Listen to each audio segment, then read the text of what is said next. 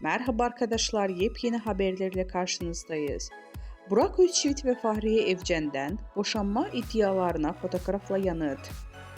Ünlü oyuncu Burak Özçivit ve Fahriye Evcen boşanacağına dair dedikodular hızla yayılmaya devam ediyor.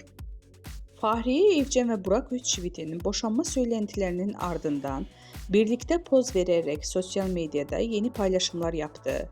İkilinin otomobil içinde bu fotoğrafları peş peşe Instagram hesabından paylaşarak boşanma dedikodularına net bir yanıt verdi. Bu paylaşımlar çiftin ilişkilerindeki sıkıntıların, dedikoduların ibaret olduğunu ve hala mutlu bir evlilik sürdüklerini gösterdi.